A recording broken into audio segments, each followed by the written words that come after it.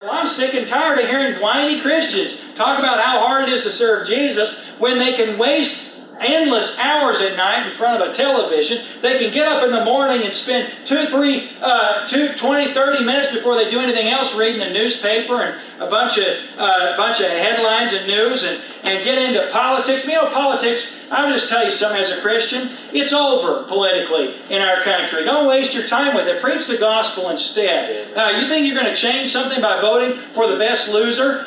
There's no way in the world today. Honestly, I'm just serious about this, Christian. I'm not kidding. You think that if there's any hope at all that we can legislate morality in a nation of people that literally does not want God, we've got a gospel problem. And so many Christians, man, if you would take the time that you spend worrying over whether Charlie Crist or Rick Scott's going to get elected, my friend, they're both about the same. I'm sorry, they're not going to change Florida and they're not going to change America. And it may be a swing state in the election, but it'll probably be Hillary for all I know and care.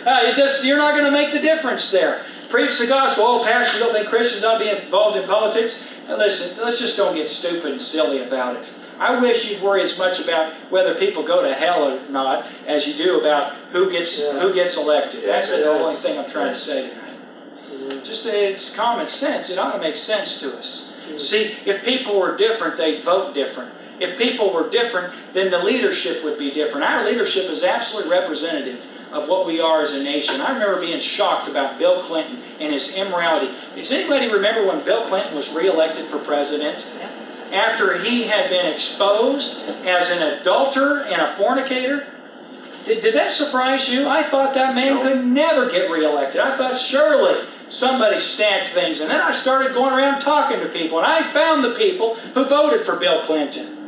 And you know the common thread that I found in people that voted for that man who was a fornicator, who was a wicked man, who was a sellout, who was just about anything bad. If he's a murderer in Arkansas, I just never thought the man could get reelected. Not possible. You know what I found out? I found out that people made a lot of money in the stock market at that time, and the economy was good. And people were afraid that a conservative would stop the stock market from making money without labor and so on and so forth. And people voted for him. It blew my mind. Then you know what I realized? Bill Clinton's about the average guy. See, you go down the average block, you know how many marriages have stayed together? You know how many people are committing adultery on the average block? You know how many people? We had a debate about whether or not his immorality was actually immoral in our country. And I came to realize Bill Clinton's representative of what we are as a country and as a nation. And we've gone a long way since then. Wouldn't you like to have him back? That's a sad commentary, but it's almost true, isn't it?